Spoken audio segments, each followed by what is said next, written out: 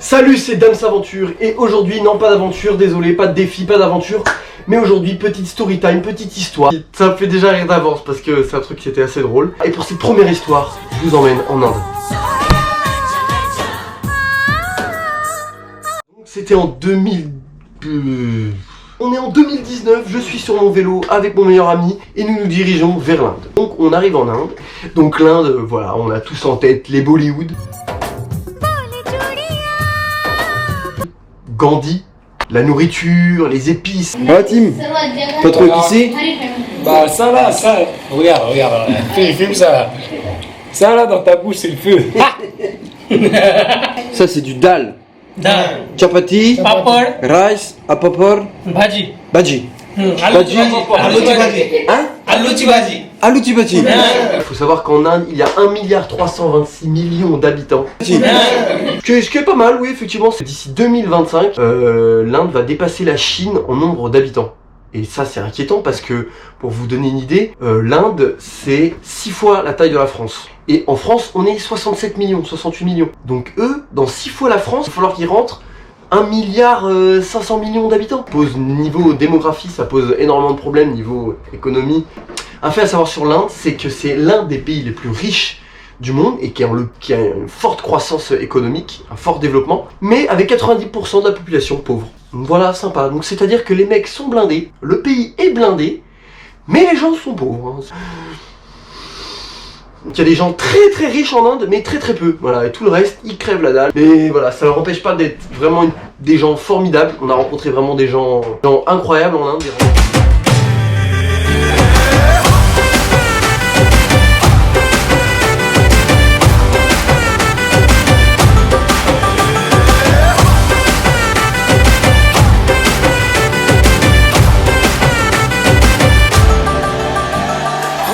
De toutes les populations, de toutes les religions, parce qu'il y a beaucoup de religions en Inde. Notez, franchement, on a été bien accueillis, on a été accueillis par des hindous, on a été hébergés par des musulmans, on a été hébergés par des communautés chrétiennes. Ça montre que c'est un peuple qui est quand même ouvert, qui a une diversité, qui est très accueillante, quoi, voilà. Très sympa, très épicé. Un peu trop d'ailleurs même. Alors, il faut savoir, ça faisait à peu près une semaine, 2 semaines qu'on était en Inde, dans le Gujarat. Si c'est à l'ouest de l'Inde, au milieu à peu près. Donc il faut savoir que ça faisait à peu près 1 semaine et demie qu'on était en Inde, mais on n'avait pas trop encore roulé en Inde parce qu'en fait on s'était arrêté. Moi je connaissais quelqu'un qui était en Inde et c'était la première fois de notre voyage à vélo qu'on s'arrêtait pour faire les touristes. Tu l'as fait à combien la statue? J'ai dit 30 000. Oh dis, tu nous vois venir là. Ça vaut 15 000 francs ça. Non, 30 000. Ça faisait 5 mois qu'on était partis, on avait vraiment fait les modes aventure, vélo, dormir sous tente, machin. Et donc là, on s'était arrêté, on avait fait les petits touristes dans le Rajasthan, donc c'est, il y a plusieurs villes touristiques, Udaipur, Jaisalmer, Jaipur, des très belles villes avec beaucoup d'histoire. On avait vu que les Indiens, ils étaient très avenants, voilà, mais on était des touristes et on était en endroit touristique, donc ils avaient l'habitude des touristes. 2 choses, fallait savoir que Timothée, mon meilleur pote, il était tombé, donc on avait loué des scooters, il était tombé en scooter, il s'était vautré. Et du coup, il s'était éclaté le pied, donc son pied avait gonflé comme ça, il s'était raflé tout le pied, donc pas ouf. Et au moment de repartir, son pied allait un peu mieux, et bah figurez-vous que j'ai chopé un truc, je sais même pas ce que c'est. Quand vous êtes en voyage, faut être prêt à vous prendre des touristas dans la tronche. Hein, Ah, ça va vous arriver.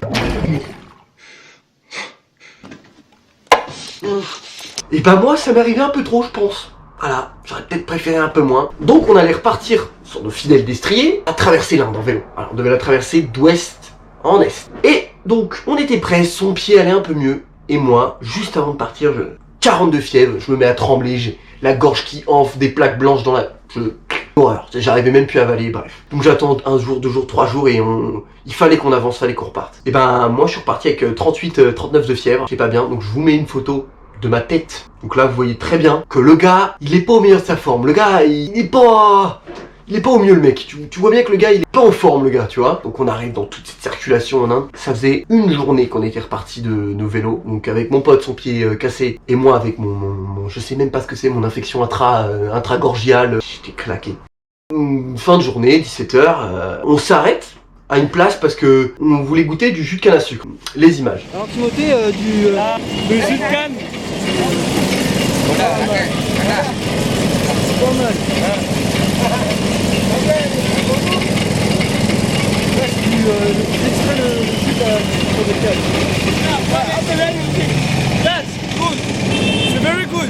Et donc là, voilà, on commence, voilà, les Indiens, il y en a qui viennent nous voir, ils viennent nous parler, voilà, donc très sympa. Il y a même des policières qui faisaient la circulation, qui nous prennent en photo et tout, elles étaient toutes gênées, elles étaient trop contentes. Il y a ce gars-là, alors regardez bien sa tête, parce que ce gars-là, c'est de lui que tout part. Après, j'ai très peu filmé, parce que vous allez comprendre pourquoi, on était emportés dans un truc, on n'était pas prêts. Vraiment, alors c'est vraiment un bon gars.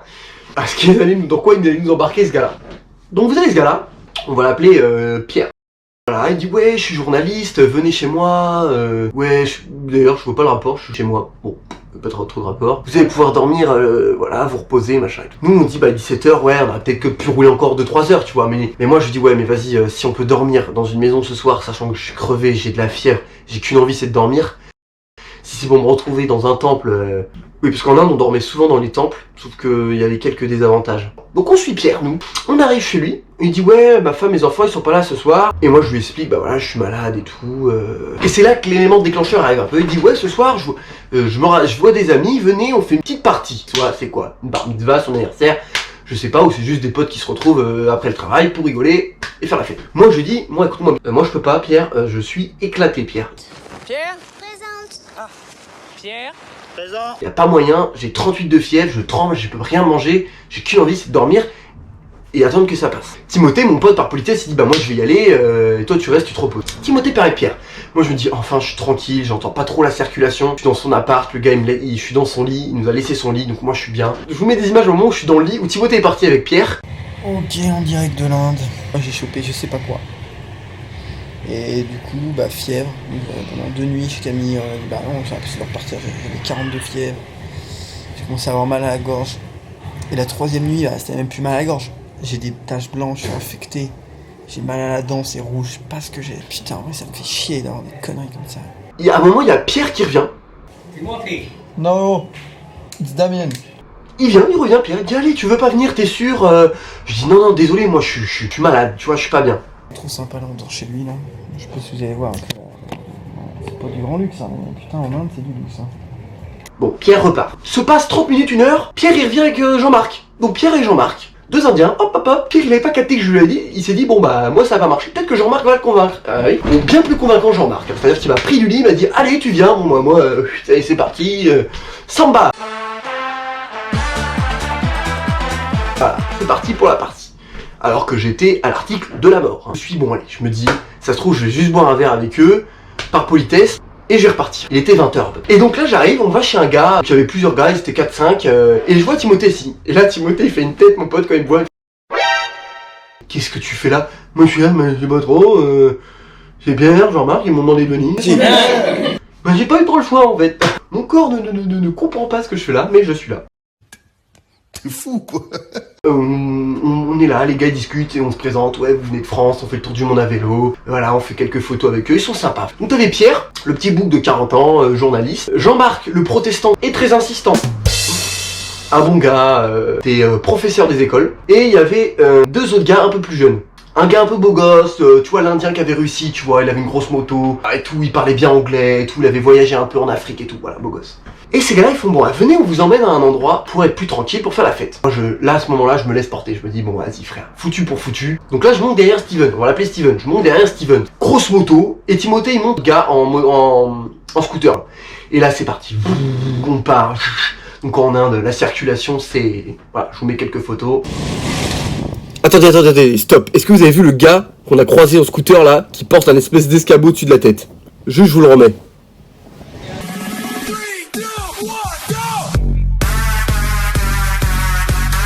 Et donc on sort de la ville, la nuit est tombée bien sûr, et on roule. Franchement, une bonne heure. 1 heure à me faire travailler derrière une moto, je me dis, oula, je commence un peu à flipper au fond de ma tête un tout petit peu, parce que je me dis, pourquoi ils nous éloignent autant de la ville? C'est pourquoi? Pour découper nos corps, vendre un rein, tu sais, parce que s'ils nous disent oui, c'est juste pour être entre potes et boire un verre, ben, on peut très bien faire ça chez vous, tu vois, partout. Je me dis, voilà, je touche mes reins, mes poumons, je fais, ouais, j'en ai bien 2 pour l'instant, donc espérons que ça reste en place. Mais au fond de moi, je sais pas pourquoi, je savais que c'était des bons gars, donc en fait, voilà, ça m'a trotté un peu dans ma tête que peut-être ces gars étaient bizarres, mais en fait non, parce que c'était des bons gars, je le sentais vraiment bien. Et donc on arrive dans une espèce de ferme, donc un peu éloigné de la population, et donc là on arrive, il y a une ferme, il y a des chiens, de la bouse et tout. T'as une table, ils sortent des bouteilles, de l'alcool, machin et tout, des gâteaux apéro, et là c'est parti. Ah, c'était plus les mêmes hommes. Et vas-y que ça boit, ça machin, ça rigole, les gars, on chante et tout. Donc moi ils étaient là, ils me forçaient à boire, nous on buvait pas d'alcool, donc on essayait de, voilà, par politesse j'ai bu un verre, mais moi je veux dire, ils m'avaient donné un whisky, machin. J'avais des lames de rasoir moi dans la gorge à ce moment-là. Il m'a donné ça, il m'a dit ouais t'inquiète pas, ça va désinfecter. Bah, ça a désinfecté mon garçon. Bah je peux te dire que ça a bien désinfecté. Santé.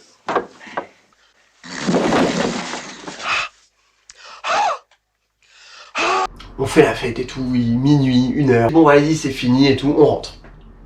En fait non, on n'est pas rentré. C'est-à-dire qu'on s'est refait les 1 heure de scooter de moto là, dans la jungle indonésienne là. On arrive, et là on change de véhicule. Changement de véhicule. Maintenant. On change. Oh, ils aimaient plus trop la moto, je sais pas pourquoi. On prend une voiture, sauf qu'on s'entasse. On était 3 à l'avant, ils étaient 4 à l'arrière. Donc dans une 5 places, on était 7. Tout va bien. Le mec il trace machin, musique à fond. On trace, on refait 30 minutes de route. On se dit, mais moi, dans ma tête, je me dis, mais pourquoi? Et on arrive, on s'arrête à un resto au bord de la route, et là ils nous disent, allez, on va remanger et tout. C'était 1h du mat. Oh là là, permettez. Vous n'avez pas terminé votre dîner? J'ai plus faim, c'était très bon. C'est vraiment dommage parce que moi j'ai pas apprécié parce que mon palais j'ai senti que c'était bon mais après pour avaler c'était une torture donc voilà. Et c'est reparti les machins, les mecs complètement éclatés. Je viens de me rendre compte en fait maintenant que c'est-à-dire que les gars ils ont roulé, ils étaient complètement bourrés. Donc c'est hyper dangereux, personne attaché leur voiture à 7, ne faites surtout pas ça. Mais bon là-bas ils sont à 8 sur des motos. Donc on finit par rentrer à 2h du mat, je suis rincé, je dors, je me réveille. Le lendemain matin, sa famille qui rentre à 7h. Ah, son fils, sa fille, ils nous mettent un bébé dans les mains. Voilà, ils nous ont emmené cet enfant.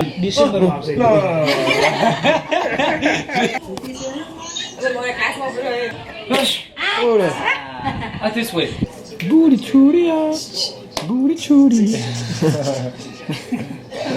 Bouli-churia. Bouli-churia, bouli-churi.